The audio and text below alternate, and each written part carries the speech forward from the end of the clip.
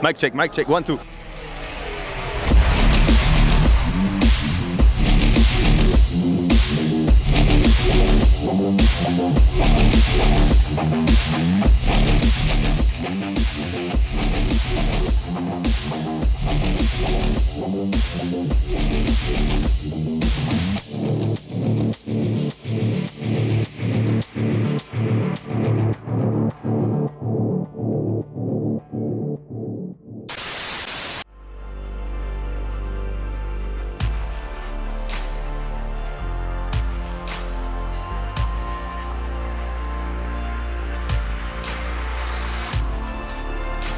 Retour en images sur les interviews réalisées par Dao et Fred au championnat de France CFJJB les 18 et 19 juin dernier au Grand Dôme de Villebon-sur-Yvette.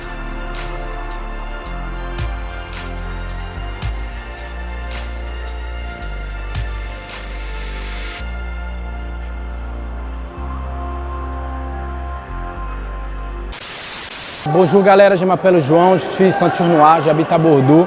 Je suis le représentant aí de l'équipe Checkmate ici en France. Bravo à la CFJJB, aí un excellent travail avec cette immense structure ici au Grand Dôme. Porra, c'est excellent et porra, bravo. Vas-y. Je commence. Olivier Michalesco, instructeur et représentant de la MK Team France. Patrick, moi je représente en tout cas aujourd'hui le club de Grapplis MK Team et puis en même temps la marque Athlete on the Mat. Ok. Donc quel effet ça vous fait de vous retrouver à une finale de championnat de France dans un lieu comme ça, sachant qu'avec le Covid pendant 2 ans, 3 ans, il n'y a rien eu, ça fait plaisir? Ouais, ça fait plaisir déjà d'un point de vue pratique pour moi. Je suis à 10 minutes de chez moi, donc ça c'est le top. Le dites pas, on va tous finir chez toi. Franchement la salle la salle est vraiment très très bien. Un peu plus aérée et puis surtout ça fait plaisir de revoir une compétition comme ça, une organisation comme ça. On a vraiment l'impression que c'est un autre level maintenant. Ouais, c'est sûr. Bon, déjà l'année dernière avec les championnats de France, c'était sympathique. On avait déjà vu que les gens avaient hâte de revenir à la compétition. Et puis là, on change de lieu, donc plus grand, mieux, plus aéré. On voit avec toutes les dernières technologies, on peut dire. Donc ça peut être agréable. Mais et du monde et l'envie, on voit les finales, il y a du beau spectacle, donc ça c'est vraiment agréable aussi. C'est cool. Non, félicitations à tout le monde, à tous les compétiteurs qu'ils gagnent ou qu'ils perdent finalement. L'important c'est de participer comme on dit, mais au-delà de ça, c'est moi qui fais du jiu-jitsu brésilien, Olivier aussi, on sait c'est dur. Et donc franchement moi je tire mon chapeau à tous les compétiteurs, du plus jeune au plus vieux, de l'engagement qu'ils font et de venir se confronter ce week-end aux meilleurs Français. Voilà. Pareil, bon courage à tous. C'est que du bon. Salut Reda. Salut. Comment ça se passe? Ça s'est bien passé, début de la journée avec 2 combats en catégorie que je finis par soumission avant les 2-3 premières minutes. Donc bon game plan, le plan, on s'est bien échauffé, on a bien échauffé toutes les situations, toutes les positions. On se sent prêt pour l'absolute. Ah super. Et alors toi qui vis au Japon en alternance, comment tu compares l'ambiance, l'organisation de la compétition ici par rapport à ce que tu as vécu, même au niveau international? Si je comparerais le championnat national du Japon et le championnat national de France, avec cette année on les bat. D'accord. Avec cette année on les bat, au niveau de l'organisation c'est très beau, 2000 athlètes inscrits, la CFJB avec des belles couleurs un peu partout. Il y a plus d'athlètes inscrits ici en France qu'au Japon, donc c'est cool.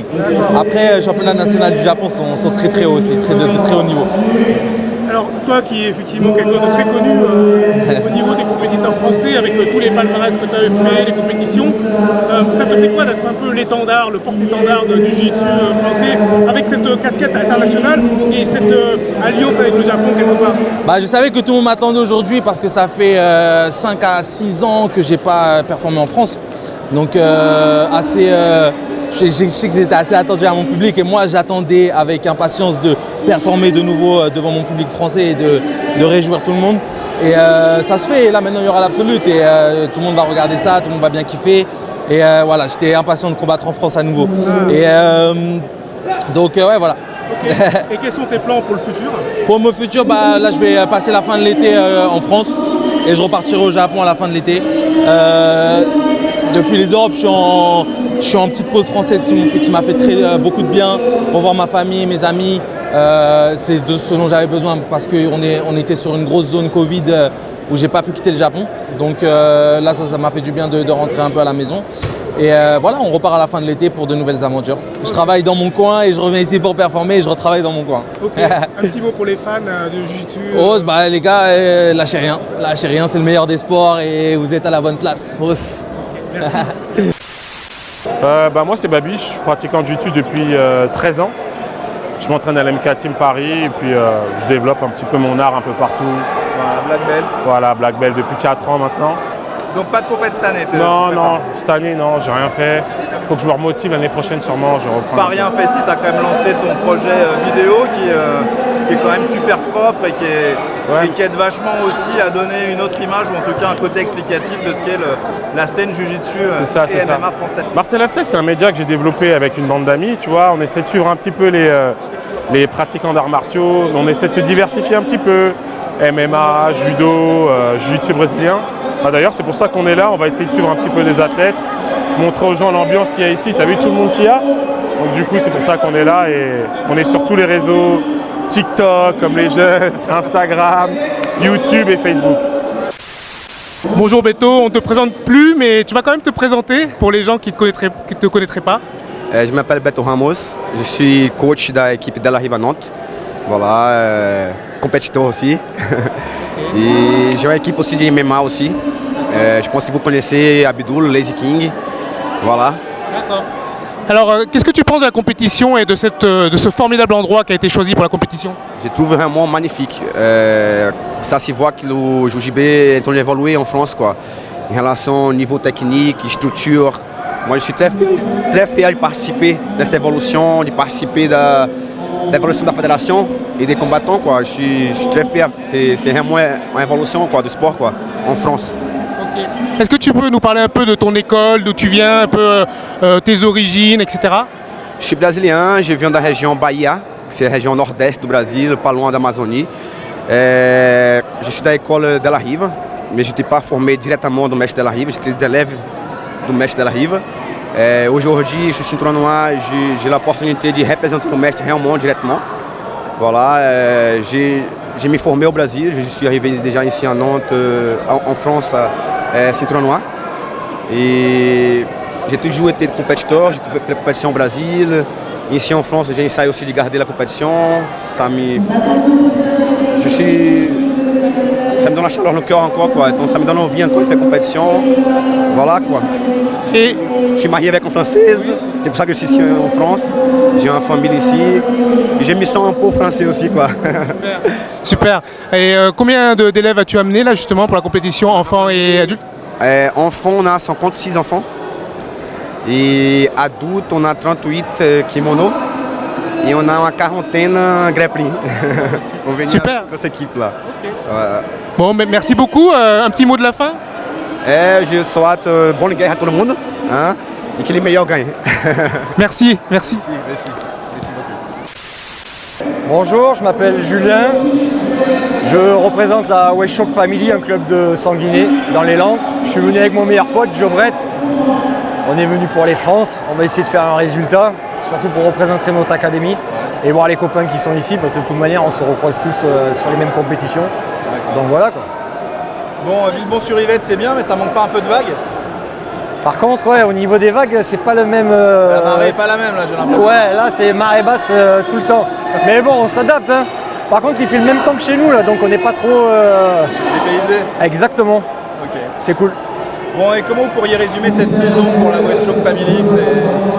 Nous, la West Shock Family, c'est reparti tranquillement après le Covid. Nous, on avait continué à tourner, on avait monté un petit fight club entre nous, donc ça continue à tourner.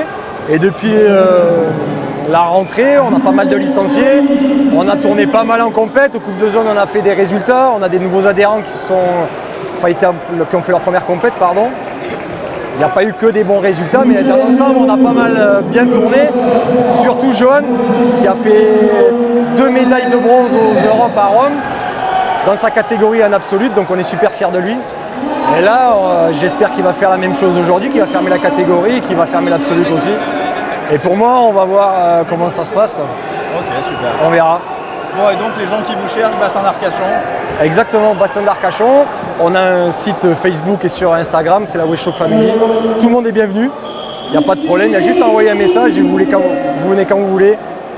Petit surf, petit barbecue, et après on tourne ensemble, il n'y a pas de problème. Tu es déjà venu, tu sais comment ça se passe. J'ai pas eu au barbecue, mais je sais qu'on est bien. Le spirit, il est nickel, voilà. On est dans le spirit du Sud, nous on représente le Sud, donc on est à la cool en fait. Super. Bon, bah, parfait, merci. Ben, merci à vous et à bientôt. Putain, qu'est-ce qui se passe? J'entends du bruit. Bah, champion de France moins de 70 kg master. Ça fait 10 ans que j'attends ça, putain, je suis trop content. C'est vrai. Je remercie tout le monde, la CFJJB, mon club, tous mes partenaires, ma famille, mes enfants. Je suis trop content.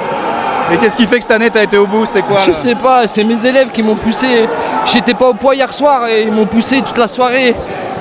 Et putain, j'ai réussi quoi, je les remercie du fond du cœur. Bon, bah. J'avais envie d'être champion de France, fallait que j'y aille. Et ça fait 10 ans que j'attends ça, donc putain, c'est bon. Merci. Bravo mon poulet. Merci. Grosse team et gros cœur à Nantes. Merci à vous en tout cas. Absolute maintenant? Non, j'ai mes élèves, j'ai 49 élèves, donc il va falloir que je sois là pour eux aussi. Moi j'ai fait mon objectif, là c'est bon. Je peux rentrer à la maison, mes filles elles vont être contentes, c'est comme ça, c'est bon. On a fait le boulot. Mais merci à la CFJJB, c'est magnifique. Je suis fier d'avoir gagné ce premier championnat de France au Grand Dôme de Villebon. Je suis très fier, vraiment très fier. Merci beaucoup. Bah, top. Bah, bravo mon poulet, merci. Bonjour Safe. Bonjour. Même si tu es très connu, tu vas quand même te présenter et puis on va un peu parler de tout ça. Bah, je m'appelle Saifeddine Oumine. Je suis combattant français-marocain, maroco-français, bref. Écoutez, je suis un peu de jiu-jitsu brésilien. Je suis ceinture noire depuis 5 ans. Et voilà, je suis un combattant un peu actif dans le milieu. Et voilà. Ok, toi on t'a beaucoup vu sur les scènes internationales, le championnat du monde, tu fais beaucoup de compétitions, tu as fait des gros combats contre Mohamed Ali, contre Meregali, contre Musumeci. Qu'est-ce que tu penses de la compétition d'aujourd'hui par rapport à ce que tu as pu voir auparavant? Franchement, déjà, dès que je suis rentré à la salle, franchement, elle est magnifique. En plus, ils ont clôturé les inscriptions 2 semaines avant, ce qui en fait un niveau français en fait, monte. Il y a beaucoup de bons combattants. Malheureusement, en France, on a plein de ceintures noires, dommage qu'ils ne viennent pas combattre. Parce que déjà, pour être bon à l'international, il faut déjà être bon en France. Malheureusement, parce qu'on a plein de ceintures noires, tous les catégories de poids et tout. Mais dommage, on aimerait bien avoir plus de concurrents. Comme ça, évoluer mieux, avoir plus d'expérience. Mais en tous les cas, on n'a rien à envier au championnat international parce qu'il y aura tellement de monde. Franchement, c'est beau, on a tout ce qu'il faut, des bons arbitres. L'organisation est magnifique. On n'a rien à envier au championnat du monde ou au championnat d'Europe. Il y a un truc que j'admire chez toi, c'est que tu fais les grandes scènes internationales, les grosses compétitions, et tu es toujours présent sur des compétitions locales, tu as toujours l'énergie, tu as toujours la foi. Comment tu fais pour garder cette énergie, d'être partout et puis de représenter le jiu-jitsu en permanence? Sincèrement, moi je travaille avec la vie de famille, les enfants, tout ça. J'essaie de rester actif. Et comme je dis, pour être connu à l'international, il faut déjà être connu en France. Même si voilà quoi. Le niveau français il est bon, malheureusement les combattants ne viennent pas combattre. Mais je trouve que moi c'est un risque en fait de venir combattre en France quand tu fais des podiums à l'international, mais moi ça ne fait pas peur, moi au contraire ça me motive à être meilleur. Et comme je dis, pour être bon à l'international, il faut déjà être bon chez soi. Et voilà, moi, en même temps ça fait motiver les autres, que comme ça tous les Français viennent combattre en France. Et voilà, il ne faut pas avoir peur, il faut venir combattre et prendre le risque. Quoi. Pour les gens qui ne le savent pas, tu es un des combattants français qui a déjà battu des champions du monde comme Mohamed Ali. Je trouve qu'on n'en parle pas assez et je pense sincèrement, et ça c'est mon opinion personnelle, qu'on devrait plus parler de toi parce que c'est une vraie performance. Là où à une époque, il y a très longtemps, on avait des complexes vis-à-vis des champions et je trouve que tu as un peu désacralisé ça. Qu'en penses-tu? Écoute, malheureusement en France,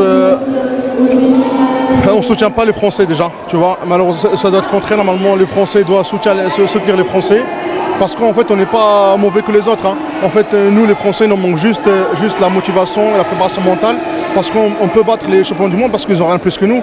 On s'entraîne bien, on a les salles, on a les complexes, on a tout ce qu'il faut, on a des bons coachs, des professeurs, on a les installations, on a tout ce qu'il faut pour être meilleur.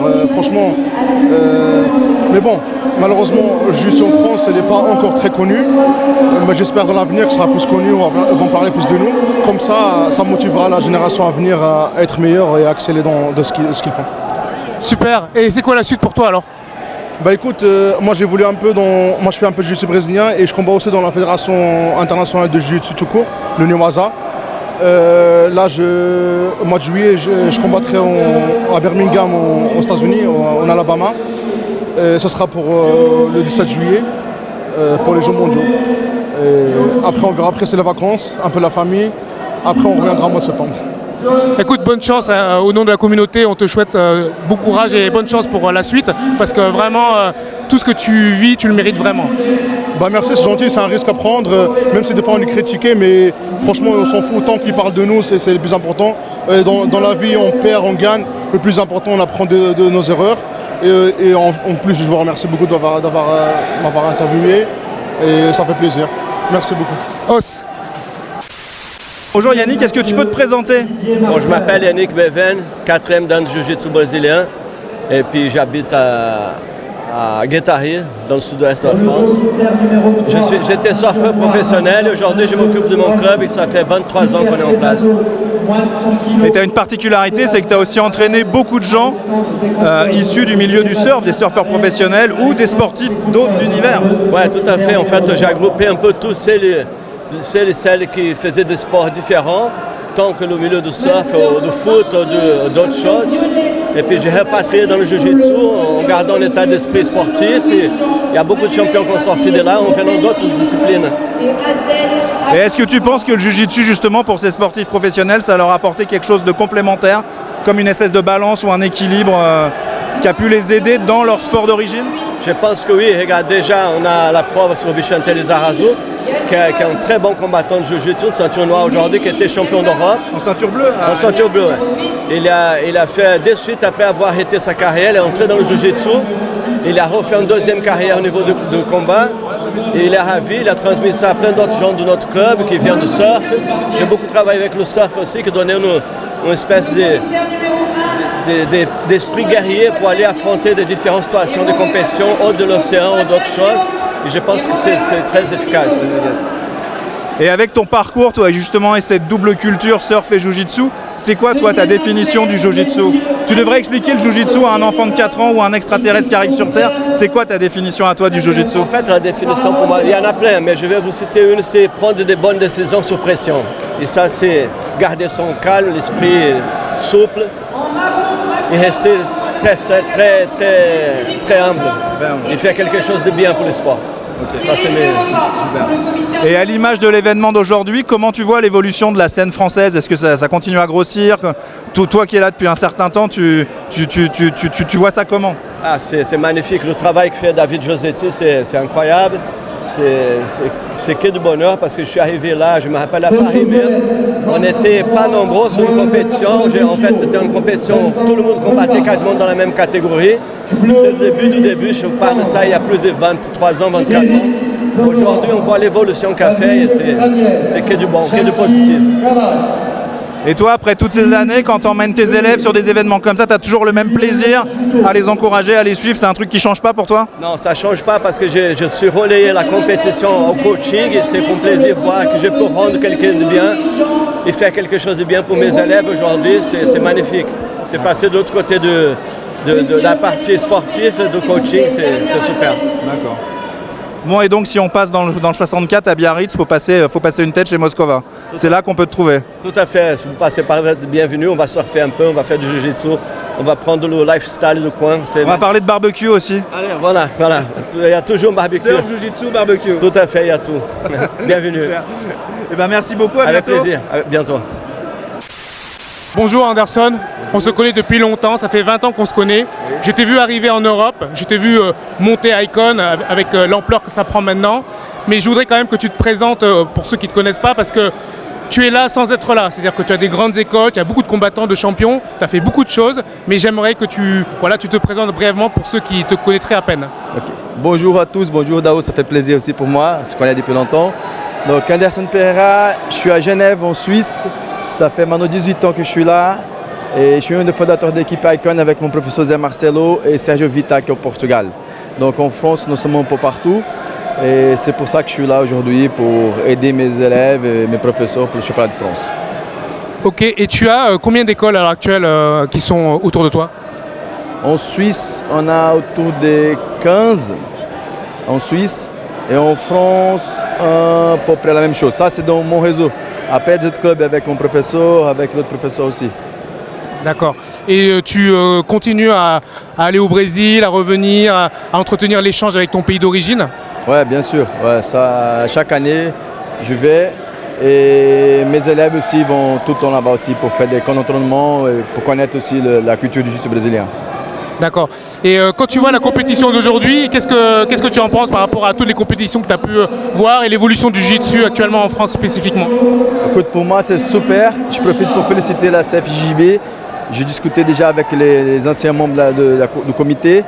Et je suis un des premiers à avoir motivé mes élèves à s'inscrire à la CFJB. Je ne sais pas combien de temps ça fait maintenant que ça existe. Mais tout au début, j'ai dit, écoute, inscrivez-vous. On va les soutenir, on va voir ce que ça va donner. Je n'étais pas sûr non plus que ça a été bien ou pas. Mais là, la réponse est là aujourd'hui, un super niveau, une super compétition. Donc voilà, c'est nickel, très bien. Et comment ça se passe justement dans le pays où tu es installé, la Suisse, le jiu-jitsu? Comment se porte l'évolution d'un point de vue fédéral, si ça fonctionne de cette manière-là, bien sûr? Ouais, là, on a une fédération suisse aussi, mais on ne fonctionne pas comme en France, pas encore. Mais au niveau général, ça se développe bien. Il y a plus de clubs, il y a aussi des champions aussi, pas seulement de mon club, il est un peu partout. Et le niveau suit l'évolution européenne et même mondiale. Alors, je sais que tu as un très gros background en judo et en lutte. Et ça te fait quoi de voir qu'en France, la CFJB soit rapprochée comme ça de la Fédération de judo avec des interventions auprès de notre grand champion national, Teddy Riner? Ça te fait quoi, toi, personnellement? Pour moi, c'est énorme. C'est ça que nous sommes en train d'essayer de faire pareil en Suisse. Parce que c'est deux sports qui se complémentent. Avant, il y avait un peu de disputes, mais là, c'est le bon schéma pour tout le monde. C'est parfait. Le jiu-jitsu brésilien n'a que gagné avec cet échange et de l'autre côté aussi. Donc c'est très bien. Super. Et donc du coup, c'est quoi la suite pour toi? Est-ce que tu as des projets à long, moyen terme? Je continue à développer notre club en France, en Europe aussi. Nous sommes en train d'aller dans les autres pays que nous sommes encore pas installés. Et voilà. Et mon côté professionnel, on va dire compétiteur, à chaque année, j'essaie de me préparer pour une compétition et participer. Donc cette année, si tout va bien, j'ai fait le championnat d'Europe Nogi. Super. Écoute, on te souhaite bonne chance pour la suite. Et vraiment, encore bravo pour tout ce que tu as fait, ta carrière. Enfin, moi, je t'ai suivi depuis le début. Je connaissais Marcelo. Et je suis vraiment content de voir qu'après toutes ces années, vous êtes encore là et bien présent et que vous participez au développement du jiu-jitsu en Europe notamment. Merci beaucoup. Merci à tous et bonne compétition. Bonjour, je m'appelle Julien Casier. Je suis le responsable de la Gracie Bar à Paris, Gracie Bar à Vaugirard et Gracie Bar Invalide. Aujourd'hui, je suis venu avec un certain nombre d'élèves, mais c'est vrai qu'il y a beaucoup de monde aujourd'hui. C'est moi notamment qui m'occupe de gérer toutes ces académies et qui m'occupe de leur encadrement ici à Paris. D'accord. Et ton feeling pour cette finale de championnat de France après 2 ou 3 ans dans le brouillard, le fait de revenir dans un lieu comme ça avec autant de monde? Ça fait toujours plaisir de revenir dans des lieux comme ça, parce que c'est vrai qu'on a été très frustrés pendant 2-3 ans de tout ça. Le manque de compétition, cette adrénaline en fait qu'on avait jusqu'à présent, qu'on avait un peu perdu, ça fait vraiment du bien de le retrouver. Alors on l'avait retrouvé partiellement jusqu'à présent avec les différents Open à Paris, donc ça c'était chouette. Et je précise Paris parce qu'ici on n'y est pas à Paris, on est loin. Mais pour le reste, c'est vrai qu'on l'avait déjà retrouvé. Moi je l'avais ressenti l'année dernière à Vegas au World, et on s'était vraiment senti déjà de nouveau dans le truc. Là c'est vrai que c'est impressionnant quand même. La salle est immense, il y a quand même un sacré paquet de gens. La queue pour la CAI, elle est gigantesque. C'est souvent un indicateur. C'est souvent un bon indicateur. Et on sent qu'il y a une vraie envie, les gens ont envie de combattre. Donc ça c'est cool parce que on aurait pu penser que certains seraient un peu démotivés ou blasés. Au contraire, là il y a une vraie envie, il y a une énergie, une émulation qui est assez saine. Et toi justement qui voyages beaucoup et qui vois beaucoup d'événements comme ça à l'étranger, notamment aux States, finalement on n'a plus grand chose à leur envier maintenant quand on voit qu'on peut faire aussi des événements de cette envergure-là. Complètement. Les seules choses allez, si on a encore des choses à améliorer ici, parce qu'on va commencer par ça, les States ont réussi à faire, comme tu dis, les States ont réussi à faire une sorte de gros show de conférence autour du Jiu-Jitsu. Là, en termes de Jiu-Jitsu, d'organisation et l'événement lui-même, on est bien. On sent bien, il y a un nombre de tapis incroyable, il y a des compétences et des arbitres internationaux, même pas que des arbitres français aujourd'hui. L'organisation, elle est top. La salle, voilà, rien à faire. Le reste, c'est l'à côté qu'on pourrait encore se faire développer. On a de la chance que vous soyez là aujourd'hui. On a de la chance que Moscova soit venu. MFIT aussi pour la SAI. Mais c'est vrai que quand tu vas à Vegas, par exemple, combattre, tu as une foire à côté qui est gigantesque. Et ça, c'est aussi un truc un peu sympa sur lequel on pourrait aller un peu plus. Mais sinon, pour ce qui est du sportif pur, non, aujourd'hui, on a quasiment un show comme là-bas. Allez, si, offrez-moi un vrai speaker. Maintenant, un IBJF, tu as des speakers quasi NBA, c'est toujours un peu sympa d'avoir des grosses voix graves qui te font le speaker, c'est sympa. Bon, et le patron d'écurie que t'es, à l'issue de cette première demi-journée, t'es content de tes poulains, des résultats ou moins? On a ramené une petite équipe aujourd'hui moins grosse que d'habitude, parce qu'encore une fois, il faut faire redémarrer tout le monde et certains ont des objectifs qui sont un peu plus décalés. Moi, quand je vais en compétition avec mon équipe, je regarde toujours plusieurs choses, une étape après l'autre. La première, est-ce que j'ai des blessés? J'ai pas de blessés aujourd'hui. La journée n'est pas terminée, je touche du bois, mais j'ai pas de blessés. Ça, pour moi, c'est important, c'est-à-dire que lundi matin, ils peuvent retourner à l'entraînement, on va pouvoir régler ce qui doit être réglé. La deuxième, est-ce qu'ils ont réussi à faire ce qu'ils pouvaient faire ou est-ce qu'ils devaient faire? La majorité d'entre eux. Bien entendu, il y a toujours des petites choses à corriger, des personnes qui sont un peu frustrées, mais c'est le lot de la compétition et on vit avec et c'est pour ça qu'on le fait. Après, est-ce que j'ai des résultats et des médailles? Oui, je les ai aussi. On a des vice-champions, des champions. Donc pour le coup, c'est une journée qui est plutôt bonne. Mission accomplie. Voilà, mission accomplie. Elle sera accomplie à 100% quand on reviendra avec une équipe beaucoup plus forte. Il y a 2-3 ans, on venait avec 80, 100 personnes pour que nous reprennent ce qui nous est dû, c'est-à-dire notre titre de meilleure académie. Mais petit à petit, ça se fera. Ok, super. Bon bah merci Julien, à très vite pour de nouvelles aventures. Et bon courage à vous parce que il y a du bruit aujourd'hui, donc je vous souhaite plein de bon courage et plein de bonnes choses et merci d'être venu parce que ce que vous faites, moi je suis un de vos gros lecteurs et tu le sais très bien, donc bravo encore. Super, merci beaucoup. Salut Seb. Salut Dao. Tu vas bien? Super. Ok. Écoute, beaucoup de gens te connaissent parce que tu es un gros compétiteur depuis des années. Tu es encore là aujourd'hui d'ailleurs. Je voudrais que tu donnes quelques mots, tu te présentes par rapport au public qui va écouter la vidéo. Ok, moi c'est Sébastien Lecoq. J'ai bientôt 36 ans. J'ai commencé le jiu-jitsu brésilien en 2003 au Cercle Tissier à Vincennes et j'ai reçu ma ceinture noire en 2013 par Olivier Michelesco. Et là maintenant depuis 2015-2016 j'ai emménagé à Rouen et j'ai ouvert un club cette année. Ça s'appelle Akela Jiu-Jitsu et ça marche très bien parce qu'on est pratiquement 100 adhérents maintenant là. Et on a pas mal de compétiteurs là, on a des bons résultats et voilà, tout va bien de ce niveau-là, donc je suis super content. Super, et comment tu fais justement je connais un petit peu ta vie, tu es à Rouen, tu as déménagé, tu travailles, etc. Comment tu fais pour ménager ton emploi du temps et être toujours au top en compétition? Actuellement, cette année, j'ai démissionné de la SNCF pour des raisons personnelles et de vie perso en réalité, parce que je travaille à Paris, c'était difficile de faire les allers-retours. Donc maintenant, je fais que du jiu-jitsu, que des cours. C'est la première année vraiment où je fais que ça, donc attention, hein, j'ai énormément de débutants et je m'entraîne avec les élèves et donc voilà. Et j'ai 2 enfants par contre à côté de ça, donc je passe beaucoup de temps aussi avec eux parce que je suis un petit peu père au foyer aussi quelque part. Parce que ma femme travaille beaucoup et donc moi je suis super content de cette vie là pour le moment. Donc je vois beaucoup mes enfants et je peux faire du jiu-jitsu toute la journée, donc c'est super. Eh bien, écoute, moi j'aime beaucoup ce que tu racontes parce que tu démontres qu'on peut avoir une vie équilibrée dans le jiu-jitsu tout en étant performant. Et voilà, c'est des choix à faire effectivement et des choix que tu as fait et qui sont montrés réussis puisque tu as des bons résultats. Qu'est-ce que tu penses de cette compétition? Moi je suis personnellement super content quand je vois une compétition de cette envergure. Parce que voilà, comme toi, on a commencé le jiu-jitsu moi 2003, c'était pas comme ça au départ. Hein. On a vu un petit peu les choses grandir, c'est évolué. Et moi quand j'arrive dans un endroit comme ça, c'est comme si j'arrivais à une fête, quoi. C'est super. Je suis là pour m'amuser. Je vois les jeunes qui sont avec moi tous les jours, qui s'amusent aussi, qui viennent mettre en place tout ce qu'on a préparé. Donc c'est vraiment, je prends ça différemment d'avant. Ça veut dire qu'avant, je mettais beaucoup de pression pour essayer de gagner. J'avais vraiment peur de perdre, quoi, quelque part. Maintenant, je viens. Alors bien sûr j'ai envie de gagner comme tout le monde, mais je vis pas la chose de la même manière, je me mets beaucoup moins de pression. Je combat en master maintenant aussi parce que voilà, il faut se faire une raison, hein. 36 ans c'est plus la même chose. Et je suis là vraiment, je profite. Ce sera ça le mot, je profite de la fête. Écoute, ça tombe à point nommé ce que tu dis parce que ça rejoint une réflexion qu'on a avec d'autres anciens. C'est qu'il faut enlever la lourdeur de l'enjeu de la compétition. Ça doit rester, comme tu dis, une fête où il y a un peu de stress, mais c'est du stress positif. Et on est là pour partager quelque chose parce qu'on est au-delà du combat. Nous sommes au-delà du combat et du résultat. Après, c'est comme tu dis, c'est difficile pour les gens, surtout les ceintures noires, les anciens, ceux qui ont commencé il y a longtemps. La plupart, ils ont des clubs maintenant. Il y en a qui ont des très gros clubs. Et je comprends que c'est difficile de se mettre un petit peu, d'aller se confronter aux autres devant ses élèves. Parfois, on se dit, bah écoute, les gens, ils sont là, ils s'entraînent avec moi, ils sont venus dans mon club, je n'ai pas le droit de perdre, etc. Mais voilà, il faut passer outre ça.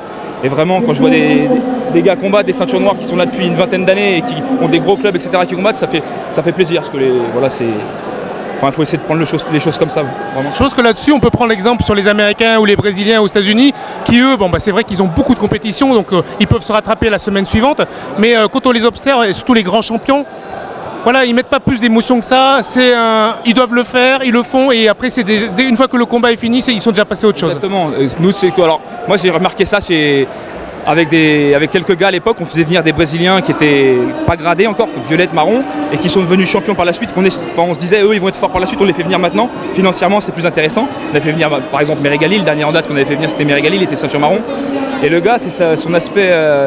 La défaite, il la vit vraiment très facilement, quoi. Il était venu, il venait de perdre le mondial. Il avait fait, je crois, il avait perdu contre Ali en finale là, 2018 ou 2017, enfin je sais plus. Quand il était revenu en ceinture noire, il était venu en marron. Il avait vraiment bien pris le truc. Et il avait vraiment cet aspect-là de la défaite facile. Enfin, il montrait pas que ça le. Et voilà, ça faut essayer de prendre exemple sur ce genre de choses. On perd, c'est pas grave, on essaye la prochaine fois. Mais ça va pas nous enlever tout, quoi. Le lendemain, ce sera le même. On ira au travail pour certains, on ira retrouver nos enfants pour d'autres. Voilà, les gens ils vont pas fuir notre club parce qu'on a perdu. C'est ça qu'il faut se dire. Voilà, j'ai mes adhérents, ils vont pas partir. Ah, t'as perdu le combat, tu t'es fait soumettre, je m'en vais. Non, c'est pas comme ça que ça marche. On fait ça, voilà. Les gens ils sont là pour autre chose. Okay. Voilà. En tout cas, merci pour ces paroles pleines de sagesse. Et ça fait plaisir surtout de la part d'un compétiteur comme toi d'avoir ce type de réflexion parce que je pense que ça va en apaiser beaucoup. Donc voilà, on te souhaite bon courage pour la suite et puis bonne continuation. Merci beaucoup à vous, merci. Juan, est-ce que tu peux te présenter? Oui, alors je m'appelle Juan González Vega et je suis le propriétaire de la marque Moscova. Ok. C'est une marque que tu as lancée quand? Alors on a lancé ça il y a à peu près 11 ans avec des copains pro-surfeurs et puis voilà, c'est développé au fur et à mesure. D'accord. Et dès le départ, c'était axé uniquement surf comme tu étais avec des pro-surfeurs ou il y avait déjà un ADN Jiu-Jitsu? Alors en fait c'était une marque de surf, c'est toujours une marque de surf, c'est notre ADN, sauf que les surfeurs avec qui on a fondé ça, on a cofondé ça, c'était des surfeurs professionnels qui s'entraînaient en Jiu-Jitsu brésilien comme un complément en fait d'entraînement physique. Voilà pourquoi on a commencé à rentrer dans le Jiu-Jitsu et après dans nos relations on avait des gars comme Ricardo Arona, Yannick Beven, c'était des gars qui à l'époque c'était des monstres du Jiu-Jitsu et c'est eux qui nous ont appris le Jiu-Jitsu, surtout Yannick Beven, c'est lui qui nous l'a introduit. Et puis voilà, on allait à Hawaï avec Ricardo Arona, avec tous ces gars-là, c'était pas mal, on était très bien accueillis du coup. Et donc vous êtes basé au Pays Basque? On est basé à Biarritz. Ouais. On a nos bureaux de l'entreprise Moscova avec un tatami qui sert d'académie pour la YBJJ, qui est l'académie de Yannick. Et on a nos bureaux, notre showroom, un shop, on accueille du public, les connaisseurs de la marque. Et sur le mois de septembre-octobre, on va déménager, on a acheté un entrepôt, donc on va faire la même chose mais en beaucoup plus grand. Et voilà, c'est le développement naturel de la marque. On aura un tatami plus grand, on aura une rampe de skate, on aura un shop plus grand, on le fera à côté des plages pour pouvoir surfer. Bon, on surfe tout le temps, donc ça ne va pas changer grand-chose. Bon, il faut plutôt inciter les gens à commander sur votre site internet parce que si on vient chez vous à la boutique mais qu'il y a des vagues, il n'y a personne. Oui, alors le business model, c'est vraiment le business model. Nous, on a une marque aujourd'hui de surf avec une composante Jiu-Jitsu. C'est une vraie marque de surf, c'est-à-dire que les boîtes de surf, à l'origine, quand elles avaient été créées dans les années 70-80, c'était pour pouvoir surfer. Donc on bossait quand il n'y avait pas de vagues et on surfait quand il y avait des vagues. Donc c'est toujours le même concept. Donc si vous venez à Biarritz à la boutique et que c'est fermé, c'est qu'il y a des vagues. Alors vous pouvez aller surfer. Et s'il n'y a pas de vagues, on sera là. Alors on travaille tout le temps, de manière flexible. Et ouais, c'est le concept. Voilà.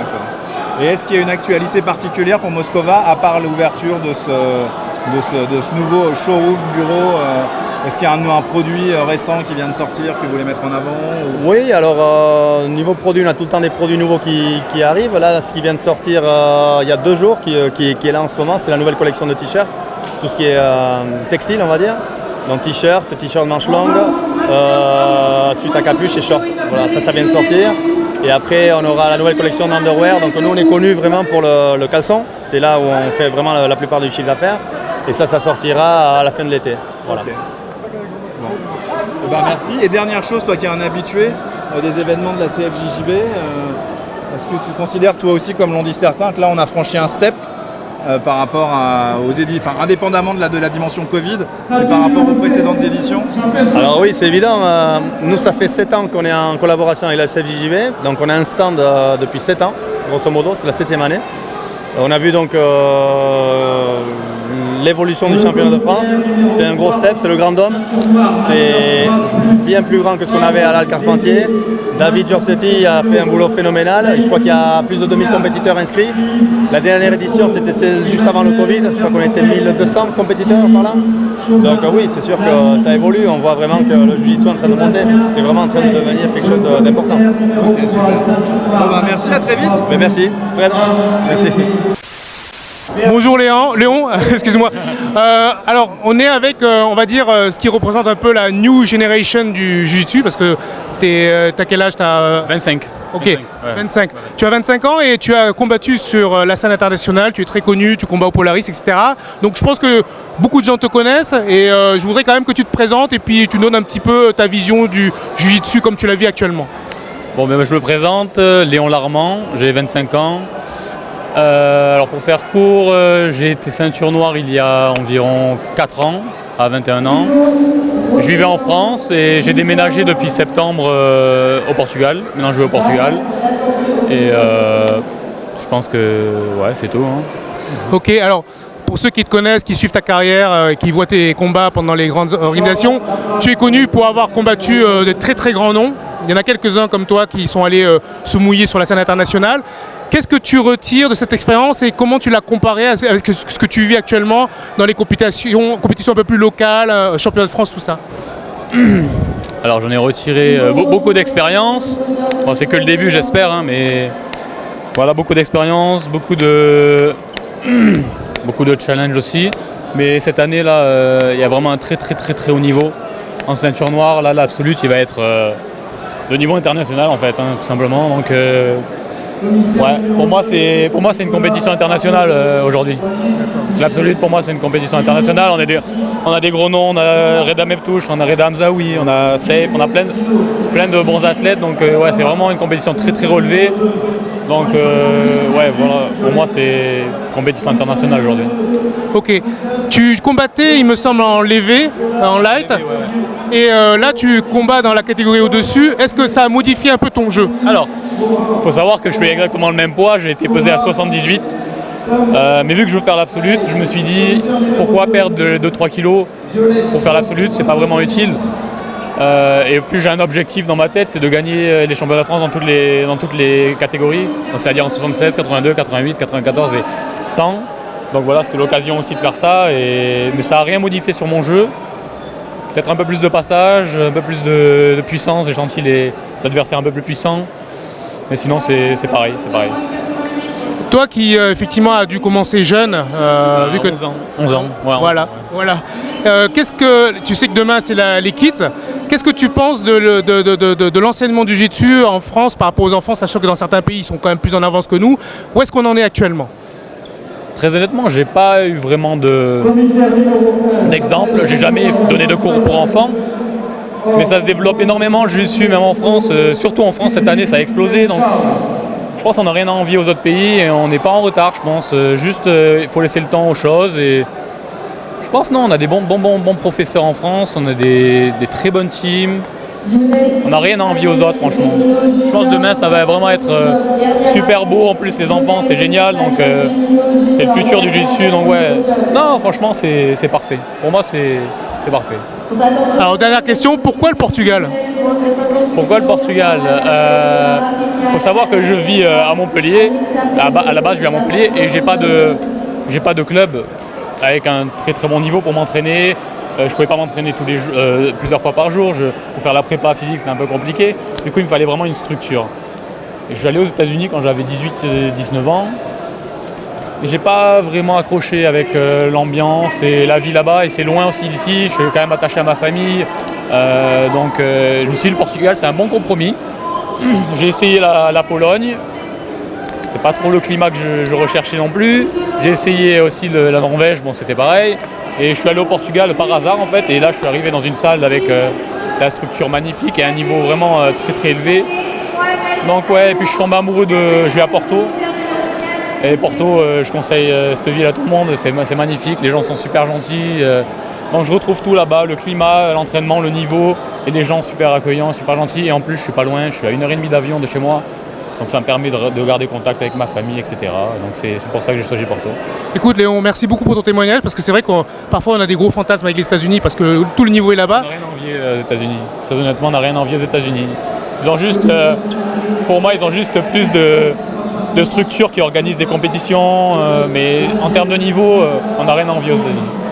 Merci beaucoup Léon. Merci à vous. Alors les gars, est-ce que vous pouvez vous présenter? Eh ben, Yume Kaneko, Black Belt, Casa de la Pelle. Renaud, Black Belt, Casa de la Pelle. On est des élèves de Paolo Sergio. Vous faites partie de ces nouveaux clubs qui ont été montés il y a moins de 5 ans. Comment vous voyez l'évolution du Jiu-Jitsu sur les 3-4 dernières années?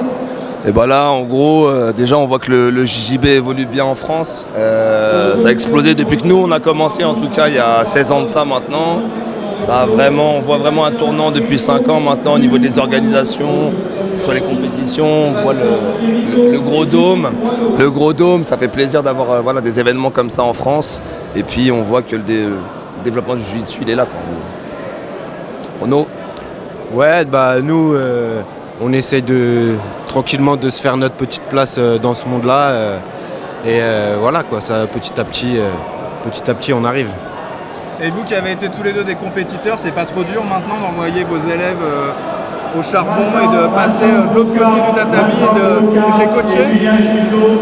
Alors c'est un autre métier on va dire, mais on garde en tête quand même l'esprit de compétiteur et de pouvoir amener justement notre expérience à nos élèves, ça fait toujours plaisir, quoi. Ouais, c'est super gratifiant de voir les élèves qui progressent, qui font des bons résultats. Et c'est une deuxième vie dans le Jiu-Jitsu pour les vieux comme nous là. Une fois qu'on arrête un peu les combats, tout ça, bah, ça permet de vivre le truc d'une autre manière. C'est vraiment top. Et, voilà. Super. Et donc pour ceux qui sont sur Paris, on peut vous retrouver dans le 11e et dans le 12e. Voilà, au Cajun Club, le lundi à 18h, le jeudi à 19h et dimanche plus en open mat, le dimanche matin, et également au Club Doménil. Club Doménil, on a 3 créneaux, le lundi à 20h30, mercredi 20h30 et le vendredi à 20h30, et on aura sûrement d'autres créneaux l'année prochaine, peut-être le samedi également au Club Doménil, et on va essayer de voir si on peut avoir d'autres créneaux également au Cajun. Super, et ben merci les gars. Merci à toi Fred. Merci. Bon, salut Manu. Salut Davo. Ça fait longtemps qu'on se connaît. Ah oui. Tu es une référence pour moi. La première fois qu'on s'est vu, c'était il y a 22 ans dans une compétition. Tu as une longue carrière, tu es une référence en France.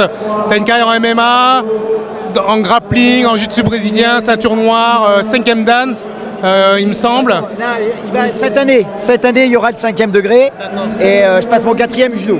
Ok, donc tu représentes l'école Pythagore qui ramène toujours plein de combattants. Avec toute l'expérience que tu as, voilà, tout ton background, tout ce que tu as vécu, qu'est-ce que tu penses de la compétition d'aujourd'hui? Eh ben, elle est magnifique. C'est un véritable championnat de France avec du monde. Moi, j'ai revu plein d'anciens qui reviennent, qui recombattent, les nouveaux, les nouvelles générations. Le niveau, il est monstrueux et c'est génial. C'est la fête du jiu-jitsu. Tu as plein de titres, j'ose même plus les énumérer. Je vais t'en demander quelques-uns. Il me semble que tu as gagné aujourd'hui. Je gagne, alors cette année, j'ai combattu en 76 exceptionnellement. Mais ouais, il y a plusieurs titres. Bon, champion d'Europe, champion de France, voilà. Et 2022, bah voilà, encore une médaille d'or, je suis content. Comment tu fais pour être dans cette durabilité? Bah là, à 50 ans, le chirurgien il a dit il ne faut pas t'arrêter. Parce qu'il a dit sinon c'est mort. Donc je ne m'arrête pas. Non, en fait, je fais attention avec qui je roule au club. Je ne roule plus avec des trop lourds. Je roule beaucoup avec les légers. Des fois, je ne fais pas tous les combats. Je fais un combat sur 2 ou sur 3. pour préserver. Et puis plutôt que de laisser traîner des blessures, j'essaie de les soigner plus vite. D'accord, donc c'est ton secret, la longévité, parce que nous on aime tellement ce sport qu'on se dit comment on va faire pour faire ça jusqu'à la fin de notre vie, parce qu'on est amoureux, on est des passionnés. Donc c'est ça ta recette? Alors ma vraie recette, c'est la bonne humeur, la convivialité, boire du vin et de la bière. C'est pas bien pour un sportif, mais moi c'est comme ça que je fais, je suis désolé. C'est une alternative et c'est vrai qu'on doit certainement prendre conseil de ça, et moi je peux t'assurer que je prends conseil de ça. Mais en tout cas, moi je suis tout le temps content de te voir, parce que pour moi tu représentes le jiu-jitsu brésilien en France, tu fais partie de ces quelques gars qui sont l'étendard du jiu-jitsu brésilien, parce que ça fait longtemps que tu es là. Merci beaucoup Dao, et pour l'info, pour ceux qui ne savent pas, Pythagore ça vient de Dao. C'est Dao qui m'a trouvé mon surnom et voilà. Merci, et en tout cas je suis content d'avoir participé un petit peu, et voilà, on est des amis, et même si on se voit pas souvent, tu le sais, tu es toujours dans mon cœur. Ouais. Toujours grâce au réseau on peut se dire des petits coucous, c'est tes anniversaires, et de te voir là quand je t'ai vu inscrit, j'ai dit Eric Combat, donc voilà. Là, vraiment je suis content de... Alors parle-moi de tes académies, combien tu as de clubs, pour faire un peu de pub. Alors cette année c'est les 25 ans de Pythagore, ça fait 25 ans qu'on a créé Pythagore. Il y a une grosse fête qui se fait sur tout un week-end, on a un château avec piscine et tout. Tous les clubs, il y a 28 académies Pythagore qui se réunissent 23 et 24 juillet en Charente. Donc il y a un grand repas traiteur, il y a 2 heures de tapis, il y a un run moto, il y a DJ, il y a une grosse fête sur 2 jours. Et puis voilà, 28 clubs, ça grandit, d'autres nous rejoignent en septembre. Voilà, et toujours le maître mot avec mon frère, c'est amitié, convivialité, sérieux. Voilà, c'est les trois critères pour faire partie de Pythagore, et donc voilà. Mais écoute, tu feras un gros bisou à Fred de ma part, tu sais que je l'aime beaucoup et je vous adore, donc voilà, c'est une interview très spéciale pour moi. Mais arrête, merci, moi je suis ému, alors arrête de me fais pas caler une larme là. Merci beaucoup Dao, ça fait vraiment plaisir. Merci à toi. Merci. Bonjour Yacine, je suis enchanté de t'interviewer parce que je pense que c'est un vrai effort de venir de province pour faire une compétition, là où nous, les franciliens, on a juste pris notre voiture. Donc vraiment, déjà, on salue le fait que vous soyez mobilisés, que vous gagnez ça. Donc c'est de l'énergie, et donc combattre en plus, c'est une vraie performance. C'est aussi une passion.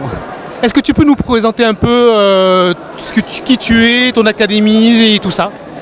Alors bonjour à tous, merci en tout cas de nous mettre un petit peu en valeur. Alors moi c'est Yacine Alaoui, j'ai 46 ans, je suis marié, 3 enfants, et j'ai ouvert un club en province à Bourges, dans le département du Cher, dans la région centre Val-de-Loire. Notre club il s'appelle Martial Attitude Academy, et on l'a créé en 2012.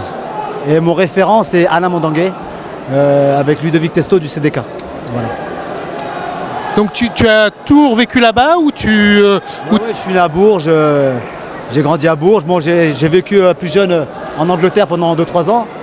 Ensuite un petit peu à La Réunion, et puis maintenant je suis revenu à Bourges et je travaille, je suis animateur territorial. Bon, je suis un simple fonctionnaire, mais voilà, je suis animateur territorial dans ma commune. Une petite commune de 5000 habitants, Saint-Germain-du-Puy, où je travaille, et puis c'est là où il y a mon club aussi. Et est-ce que au départ, en étant à Bourges, et que quand tu as commencé à développer ton club, tu pensais que ça allait prendre une telle ampleur? Quelles difficultés tu as rencontrées et comment tu les as traversées? Alors c'est vrai que le jiu-jitsu, on peut dire qu'il a explosé. Moi j'ai connu les premiers championnats de France où il n'y avait pas grand monde. Et aujourd'hui ce que la CFJJB est devenue, c'est vraiment impressionnant. Et là je vois en termes d'organisation, de fonctionnement et tout, c'est vraiment génial. Et c'est bien pour le jiu-jitsu. Moi là-bas je suis un ancien karatéka, je suis ceinture noire de karaté, je suis ceinture noire de judo, et depuis peu ceinture noire de jiu-jitsu brésilien.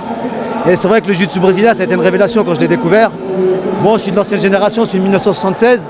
Et je pense que c'est un peu comme toi, moi c'est quand j'ai vu Royce Gracie, les premiers UFC en 93, on s'est tout de suite intéressé à cet art martial, et puis moi j'ai fait du judo par défaut parce qu'il n'y avait pas de club de jiu-jitsu brésilien dans ma ville, et j'ai attendu d'être ceinture bleue pour pouvoir ouvrir le club avec l'autorisation d'Alain, et puis voilà, et puis maintenant ça marche, on est 75 licenciés. Bon, je suis le seul ceinture noire, on a des ceintures violettes, et puis beaucoup de ceintures bleues et blanches. Mais voilà, on est des passionnés, on n'est pas les meilleurs, mais on aime ça. On se fait plaisir, on a 46 ans, puis on vient faire la compétition. On a aujourd'hui Valentin Descamps, qui est ceinture violette, qui a ramené le premier titre au club, le premier titre de champion de France en ceinture violette. Donc c'est cool, c'est une très belle journée. Et demain on a les enfants, on a 12 enfants demain qui vont combattre aussi. Donc c'est génial. Tu as dit quelque chose de très... Bravo la CFJJB. tu as dit quelque chose de très important, nous sommes des passionnés avant tout, avant d'être des compétiteurs. Ouais, bien sûr, ouais. Alors en plus, moi, mon évolution, elle était un petit peu... Parce qu'au début, mon premier référent, c'était bien sûr Royce Gracie. Et ensuite, quand je suis rentré un petit peu plus profondément dans le jiu-jitsu brésilien, je me suis intéressé à celui qui avait derrière Royce Gracie, c'était Rickson Gracie. Bon, c'était plus le côté self-défense, mais après, je me suis intéressé un petit peu à la compétition. Après, j'ai découvert Marcelo Garcia. Alors lui, c'était aussi une référence parce que c'est vraiment l'archétype du... Il démontre bien la philosophie du jiu-jitsu brésilien, parce que le jiu-jitsu brésilien, c'est d'abord donner la chance à un plus faible de faire face à des gens qui sont beaucoup plus forts et plus lourds, grâce à la technique. C'est la technique qui doit mettre la force. Et lui, Marcelo Garcia, il était tout petit, il n'avait pas une tête de tueur, et puis il battait tout le monde. Voilà. Bon, mais en tout cas, merci beaucoup. Je pense que maintenant, tu vas être un peu plus connu grâce à cette interview. Et merci. S'il y en a qui veulent tourner, vous êtes les bienvenus à Bourges. C'est la Martial Attitude Academy. On a Facebook, Instagram, Martial Attitude Academy. Et bravo encore la CFJJB et merci Dao pour cette petite mise en lumière. Merci à toi. Salut Panda, c'est ton surnom, donc on se connaît parce qu'on est la même académie. Donc est-ce que tu peux te présenter? Alors je m'appelle Claire France-Thévenon, je suis Jiu-Jitsu Kate, je suis professeure de Jiu-Jitsu brésilien et du coup je suis ici pour les championnats de France de Jiu-Jitsu brésilien qui sont un peu le main event français de la saison. Alors pour la petite anecdote, moi je la connais, elle fait toutes les compétitions mondiales, donc une fois elle est à Los Angeles, une fois elle est au Brésil, voilà. Et alors justement, par rapport à ta saison là, qui vient de passer où tu as fait le tour du monde des compétitions, des grosses compétitions, qu'est-ce que tu penses de cette compétition d'aujourd'hui, en termes d'infrastructure, d'organisation et tout ça? Franchement, en fait, sur l'infrastructure, tout ça, on est au niveau, pour moi, on est au niveau de toutes les grandes compétitions qui se font au niveau mondial. Après, ce qui change un peu, c'est les humains qui sont dedans, c'est-à-dire toute l'organisation, elle est équivalente en termes de professionnalisme. Après, c'est dommage encore, on n'a pas la folie qu'il y a un peu dans certaines compétitions avec vraiment la foule qui s'énerve et tout, mais ça c'est aussi dû à la chaleur je pense. Et aussi, le niveau il est très fort, je pense qu'il n'a jamais été aussi fort au niveau français, mais je pense qu'on est encore au-dessous d'un mondial ou d'un truc comme ça, mais en tout cas sur un championnat national, je pense qu'en Europe, là je pense pas qu'il y ait un endroit en Europe où on peut se dire on fait une compétition plus forte que ça. Est-ce que tu penses que cette année est une année charnière dans le sens où on a intégré la fédé du judo, qu'on a accès effectivement à beaucoup de choses grâce à ce rapprochement? Est-ce que tu penses qu'on est dans un momentum où on va passer à une autre étape et que l'année prochaine il y aura encore des progrès qui vont être faits? Moi je travaille aussi avec la CFJJB et j'ai envie et je pense que oui c'est charnière. Alors moi je viens du judo à la base, donc c'est vrai qu'on a toujours des hésitations quand on vient du judo, qu'on a connu tous les travers de cette fédération. Au début j'étais un peu réticente et quand on en a discuté avec les gens de la CFJJB, j'ai compris le choix et effectivement ça va nous permettre de monter au-dessus. Et d'ailleurs toutes les grandes disciplines en France, y compris le judo, ont d'abord été sous l'égide d'autres fédérations. Le judo a d'abord été dans la fédération de lutte. Et donc, je me dis, dans 20 ans, peut-être on aura une fédération autonome de jiu-jitsu brésilien, mais pour l'instant, c'est bien, je pense que c'est pile au bon niveau, ça nous permet de nous élever, et puis nous, moi je suis professionnelle du jiu-jitsu, c'est ce qui nous fait rêver, on a envie que tout le monde connaisse le jiu-jitsu comme tout le monde connaît le judo. Alors, on va aborder un sujet qui était sensible, la population féminine dans la pratique du jiu-jitsu brésilien et notamment en compétition. Quel constat tu ferais cette année par rapport à justement à cette population-là? Pour moi, c'est pas que cette année. La mutation, elle s'est amorcée il y a quelques années. Moi, je sais que pendant des années, je râlais contre la CFJB. Un jour, je me suis dit, au lieu de râler, il faudrait peut-être mieux en parler avec eux. Et je leur ai dit, mais pourquoi vous faites des sélections chez les filles? Il n'y a que des catés vides. Les filles, elles se sélectionnent, il n'y a personne. Et après, elles ne viennent pas aux France parce qu'il n'y avait personne. Et en fait, depuis qu'on a arrêté les sélections, le nombre a augmenté. Après, c'est dans l'air du temps. Mais et ils ont fait le même modèle sur les Master 3 et plus. Et du coup, je pense que ça a orienté le fait que les filles, c'était beaucoup sur la CFJJB. C'est là où on trouve des adversaires. Quand on combat, quand on est combattante, on sait que ça sert à rien d'aller dans des compétitions où il n'y aura personne. S'il n'y avait personne l'année d'avant, il n'y aura personne l'année d'après. Ici, on sait qu'il y a du monde dans toutes les catégories adultes, ceinture blanche et bleue. C'est déjà énorme. Il y a 10 ans, mais même il y a 5 ans, on ne pouvait pas dire ça. Et donc là, c'est assez exceptionnel. Et, enfin, moi, je suis très très contente. Et c'est pour ça d'ailleurs que je viens, que Annabelle aussi est venue. On n'est pas dans la même catégorie, mais nous, ce qu'on veut, c'est représenter, parce que si personne n'y va, personne n'ira jamais. Donc on s'est dit, allez, on y va cette année. En tout cas, je peux dire que tu es une digne représentante de la France sur les compétitions, parce que tu vas combattre dans toutes les compétitions. J'ai rarement vu une telle résilience, parce que c'est que ça demande beaucoup d'efforts, d'investissement. Et en tout cas, en mon nom propre, je vais te dire que j'étais vraiment impressionné par ton travail, notamment cette année. Et je pense clairement, et là je parle encore au nom du club, que tu as insufflé une énergie qui nous a amenés sur un autre niveau au club. Moi, je suis super contente d'avoir intégré le club, on va pas se mentir. J'ai été accueillie à bras ouverts, c'est toujours compliqué de changer d'académie. Et moi, j'ai été très très bien accueillie, c'était un plaisir. Et après, moi, maintenant, je suis contente de faire les compétitions et tout. Et la saison prochaine, je vais continuer. Mais moi, je suis sur la fin. Et ce que j'attends, moi, c'est maintenant, c'est pas les ceintures noires d'aujourd'hui. C'est les ceintures bleues, les ceintures violettes. C'est à vous de vous bouger. Si vous gagnez pas maintenant en adulte, vous gagnerez pas après. C'est maintenant aux gens de se réveiller. Et j'espère que tous les clubs vont faire le travail pour essayer de... Et la CFJJB, en parallèle, j'en suis sûre, va proposer des projets pour développer ça, pour que dans 10 ans, il y ait des Français en finale des championnats du monde, en ceinture noire. Voilà. Un très joli mot de la fin. Merci beaucoup. Merci. Est-ce que tu peux nous présenter qui tu es et ton académie et comment tu pilotes tout ça? Moi je m'appelle Bilal, je suis ceinture noire du jiu-jitsu brésilien, j'entraîne à la NSM Team, donc à Neuilly-sur-Marne dans le 93. Et puis du coup là je suis venu coacher mes élèves aujourd'hui. Qu'est-ce que tu penses de l'organisation par rapport aux autres compétitions auxquelles tu as assisté? Qu'est-ce que tu noterais sur ce qui s'est passé aujourd'hui, l'infrastructure, l'organisation, tout ça?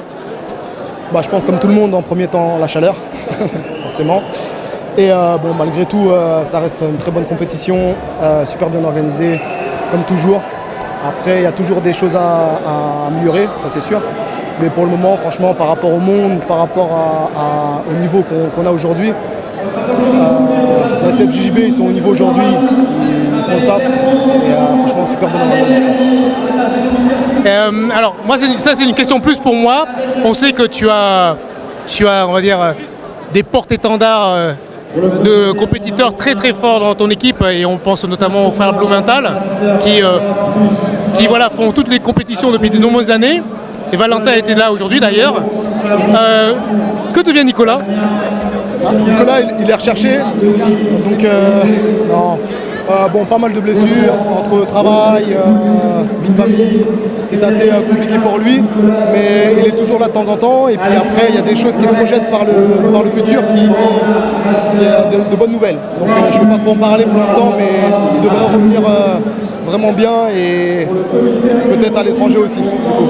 Donc après pour Valentin, aujourd'hui on est content, il a fait le taf. Valentin aussi, ce qu'il faut savoir, c'est qu'il revient aussi progressivement. Il est vraiment en train de revenir, parce que il a eu aussi des blessures, il y a eu le Covid, il y a eu pas mal de choses qui ont fait que c'était un peu dur pour lui pour revenir. Mais là il revient doucement mais sûrement. Alors il y a un sujet qui me tient particulièrement à cœur. Moi, là où je suis hyper impressionné, parce que je connais le cursus de Valentin. Valentin est ingénieur. Les gens ne le savent pas, mais il est ingénieur. Et on sait ce que ça demande comme travail d'être ingénieur, et puis de travailler derrière. Et pour autant, il arrive à être au top niveau mondial au jiu-jitsu. C'est quoi son secret? De base, c'est son sérieux. Durant toute sa jeunesse, déjà, il a fait en sorte de s'entraîner, de redoubler d'efforts, ce qui fait qu'il a ce niveau-là aujourd'hui. Et puis après, c'est vrai qu'il y a le côté travail qui fait que c'est pénalisant plus ou moins pour lui, malgré qu'il est toujours, c'est pour ça que je le dis, il n'est pas encore au top, parce qu'avec le travail, il travaille à 2 heures de Paris. Donc c'est en train du coup, donc c'est assez compliqué pour lui, mais malgré tout, il est ingénieur aussi, comme tu le disais. Et malgré tout, il est toujours là, toujours sur le tatami, toujours à faire des résultats. Donc c'est ce qui fait que on dit de lui qu'il est prodige. Donc c'est ce qui fait qu'il arrive à faire des résultats, mais à un certain niveau, il faut vraiment travailler encore plus dur.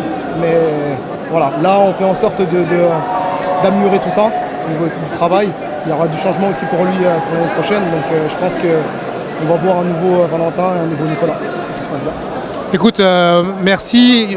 On parle d'eux, mais je sais que tu as plein de pépites dans ton club également. On n'a pas le temps d'en discuter, mais voilà, je pense que, comme tu disais, un des ingrédients de sa performance, c'est aussi le coach, mine de rien. Donc on sait que voilà, quand les gens viennent entre tes mains, tu arrives à en faire quelque chose assez sympa. Après, bon, je dirais c'est surtout eux en premier temps, dans le sens où plus on est sérieux, comme je leur dis, ils écoutent simplement mes conseils. Et après, derrière, ils suivent mes conseils. Et en gros, ils font plus ou moins ce que j'ai essayé de faire. Ils suivent et après, ceux qui ont tout le mérite. Merci beaucoup. Il n'y a pas de souci, merci à toi. Est-ce que tu peux te présenter? Salut, moi c'est Julius de Purple Bell Kitchen. Je suis naturopathe, conseiller en nutrition et je suis aussi sponsor de la Fédération française de Jiu-Jitsu brésilien. Et je suis aussi ceinture noire maintenant de Jiu-Jitsu. J'ai pu pratiquer là aujourd'hui sur le tatami. Bon, j'ai pas gagné. Et j'ai mon stand ici pour proposer mes services de suivi en nutrition. D'ailleurs, j'ai 10-15 clients ici là, qui sont tous au poids et qui ramènent les médailles. Voilà. Très bien. Est-ce que tu peux nous donner un peu quelques feedbacks sur la compétition notamment et voilà, qu'est-ce que tu penses de tout ça? Franchement, impressionnant sur l'organisation, les timings, le staff vraiment pro, c'est un arbitrage au top. Je pense que c'est le plus gros événement qu'on ait vu en France en Jiu-Jitsu. Moi je suis impressionné et toutes les personnes qui sont venues ici m'en ont fait part. Où est-ce que tu t'entraînes? Moi je m'entraîne, c'est un peu particulier, je m'entraîne dans mon garage. Je dépends du club Infini Jiu-Jitsu à Strasbourg, mais je m'entraîne seul dans mon garage parce que j'habite en Haute-Savoie. Et c'est les gars de passage qui viennent s'entraîner dans mon garage. Et donc je peux partager ça sur mes stories sur Instagram. D'accord, et il me semble aussi que tu fais la lutte à livrer. Je fais aussi de la lutte à livrer, bien sûr, ouais. Je suis gradé en lutte à livrer sous Nicolas Ragnier à la Nerf Fight. Donc voilà, et ça j'aurai l'occasion de montrer mes talents demain en nogi. Voilà. Super. Et c'est quoi tes projets justement à moyen long terme? Avec Purple Bell Kitchen, vraiment c'est faire en sorte qu'un maximum de compétiteurs prennent en compte que l'alimentation et le style de vie ont un impact sur leur performance et que ça les aidera à être plus facilement au poids, en forme et plein d'énergie. Donc mon but c'est vraiment de démocratiser tout ça, faire en sorte que ça rentre dans les esprits et de dire ok les gars, faites de votre mieux, faites au plus naturel. Donc si on tape Purple Belt Kitchen sur Instagram, on te trouve? Instagram, Facebook, YouTube, vous me trouverez. Merci. Merci à toi. Bonjour Mathieu. Bonjour. Est-ce que tu peux te présenter en quelques mots? Alors Mathieu Husson, je suis ceinture noire de Jiu-Jitsu, ceinture de lutte à livrer. Ça fait une vingtaine d'années que je pratique. J'ai commencé par la lutte à livrer et puis je me suis mis au Jiu-Jitsu il y a quelques années, en 2010. Ok, et où est-ce que tu t'entraînes? Je m'entraîne chez Olivier Michalesco à la MK Team Paris. Voilà, puis je donne des cours là-bas, donc je partage mon temps entre la MK Team où j'enseigne en kimono et puis le sans kimono que j'ai pas délaissé et je pratique au Congo Smashing Club. Et est-ce que tu arrives à bien gérer justement ces deux pratiques? Ouais, c'est des pratiques qui sont complémentaires. Alors c'est vrai que je viens du nogi, j'ai toujours des sensations de nogi. Donc parfois c'est un petit peu dur de combattre contre des gens qui font beaucoup de l'appel, qui font beaucoup de gardes fermées, comme c'était le cas aujourd'hui. Mais c'est des pratiques qui s'adaptent bien et je pense qu'ils sont assez complémentaires.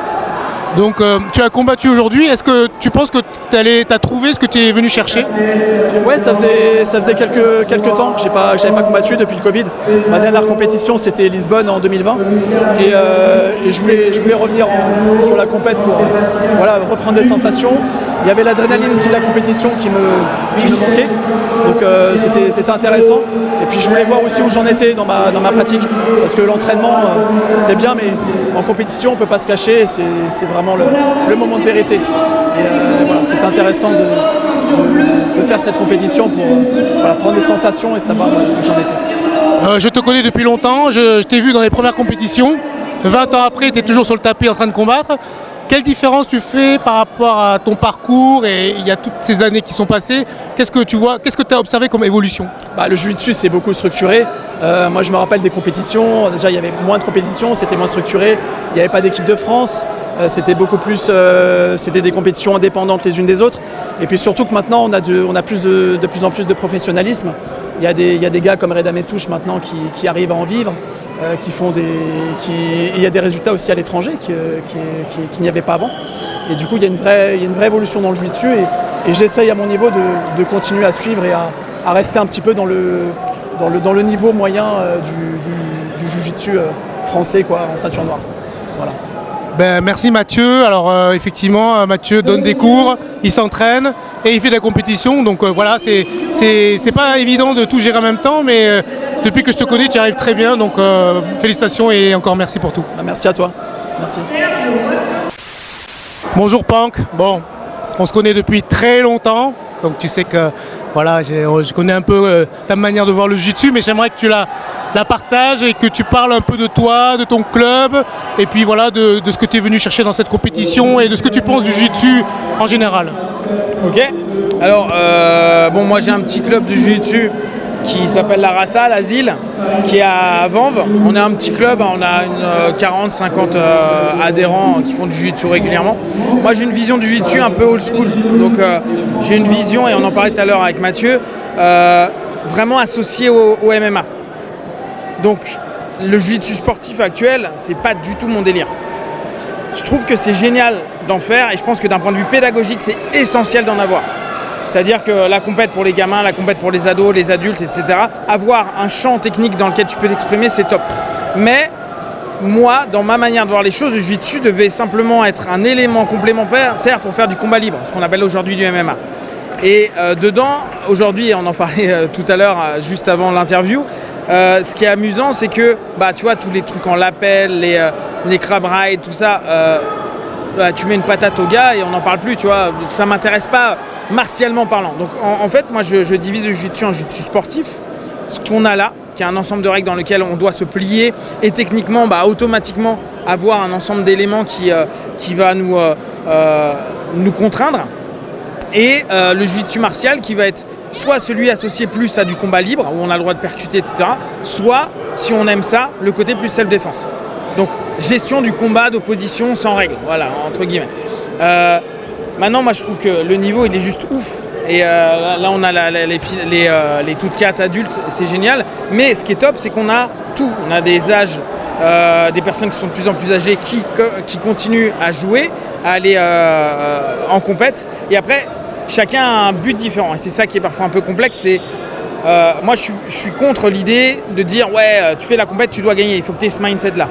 Je comprends qu'on l'ait, mais pour moi c'est un truc d'enfant. Tu as un truc, je veux gagner ma breloque, je veux gagner les trucs, je veux montrer au monde parce que j'ai un besoin de reconnaissance X ou Y qui se comprend. Hein. C'est pas, on l'a tous eu, mais avec le temps, je pense soit parce qu'on a gagné, soit parce qu'on va sur une dynamique qui est différente, on mûrit et on se dit mais pourquoi je fais ça? Moi par exemple, quand je vais en compète, je me dis tiens, je vais tenter ça, je vais voir si ça marche. Bon, là aujourd'hui ça n'a pas marché. Ok, c'est pas grave. C'est plus une notion, on revient sur un développement de soi et de son travail. Et qu'est-ce que ça nous apporte que de gagner? Parce que qu'importe qu'on ait la médaille d'or, qu'on n'ait pas de médaille ou qu'on ait une autre médaille, au bout du compte, on va la foutre chez nous, on va la zapper, dans 6 mois on nous en parle, on s'en bat la race complètement de savoir ce qu'est cette médaille ou le titre qu'on a eu. Il ne nous identifie pas.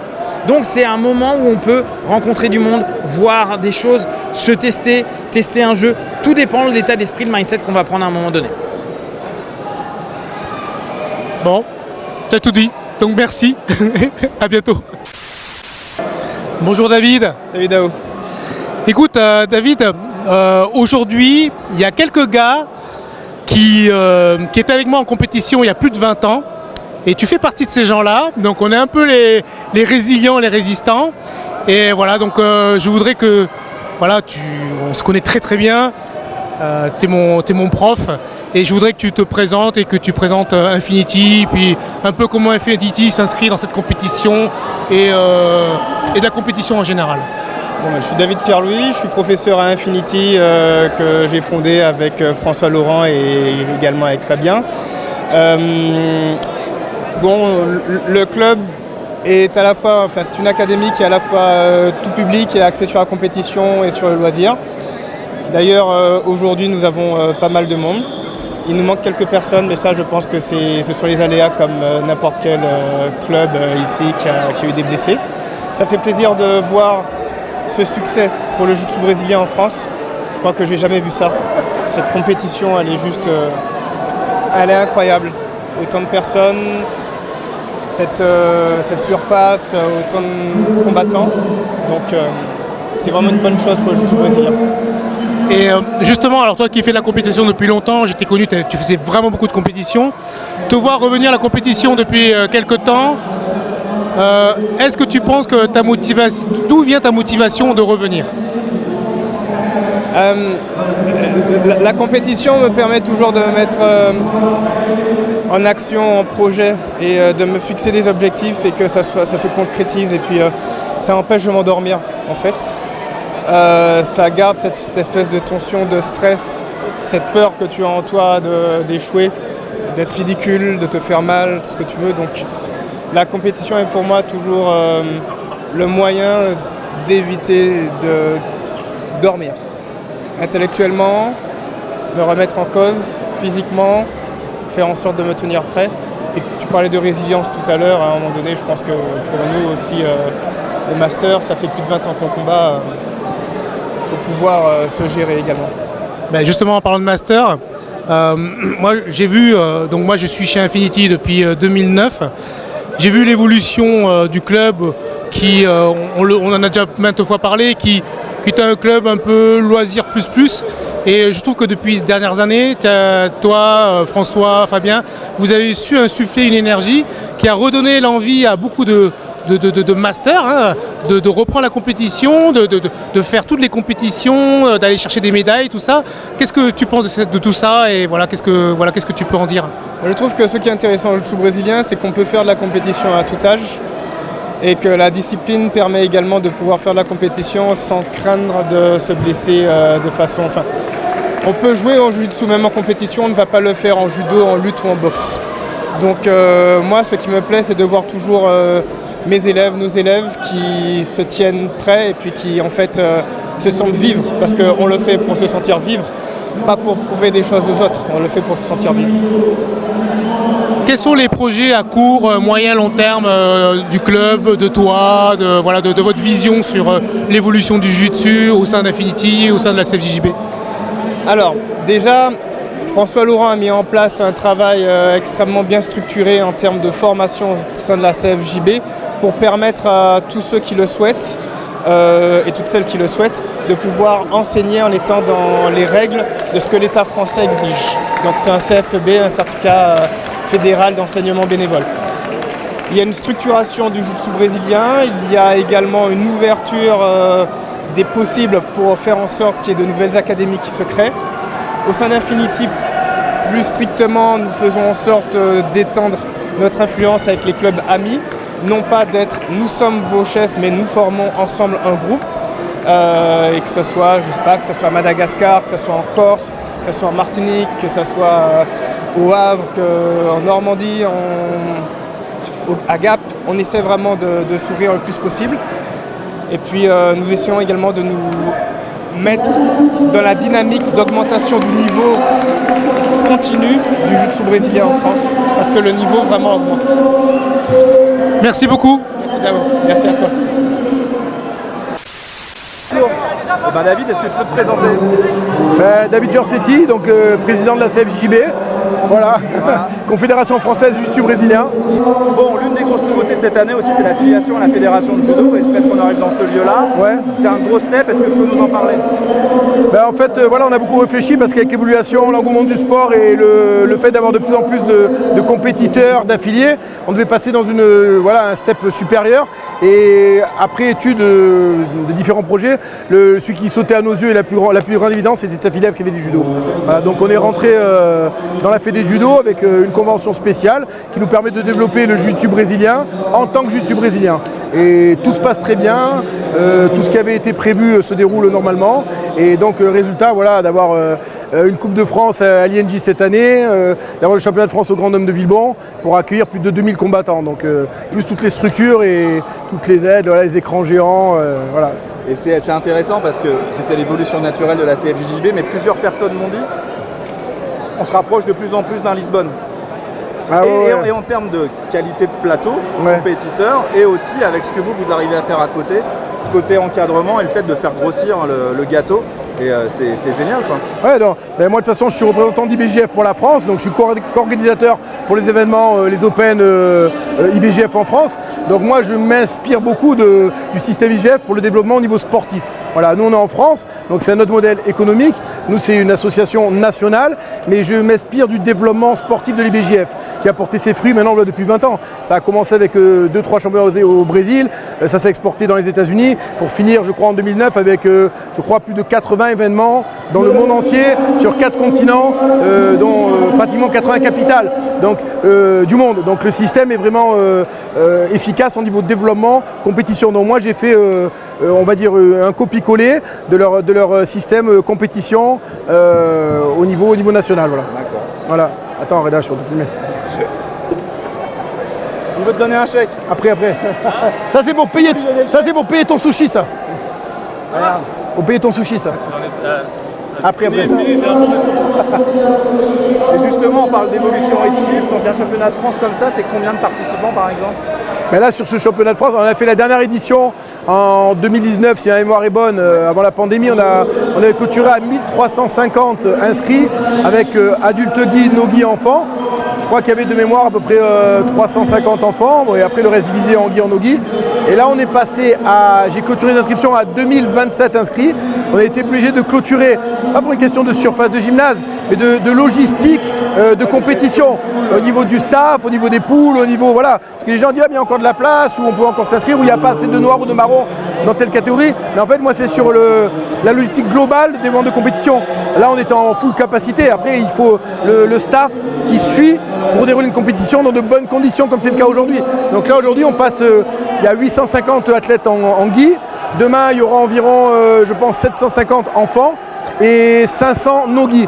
Donc une totalité de plus de 2000 combattants. Donc c'est vrai qu'on a clôturé 2 semaines avant les inscriptions, mais pour moi c'est bon cible. Je suis désolé pour ceux qui n'ont pas pu s'inscrire, mais l'année prochaine on va prévoir de peut-être séparer les championnats sur divers mois. Championnat de France Guy, championnat de France no-Guy, championnat de France enfants. Mais là ce qu'on a fait là c'est déjà énorme. Donc, vous avez une croissance exponentielle. Ah oui, et en plus que les gens voient peut-être pas au quotidien, c'est qu'il y a aussi de votre côté tout le suivi de formation des arbitres. Ah oui. Le diplôme que vous avez mis en place avec la Fédération de Judo. Le CFEB pour le diplôme des professeurs. Il y a une formation passerelle aussi pour former les professeurs de judo qui ont déjà un bagage au sol, qui veulent passer au jiu-jitsu brésilien, parce qu'on a vraiment expliqué donc, les différences entre le Newaza, le JJB, etc.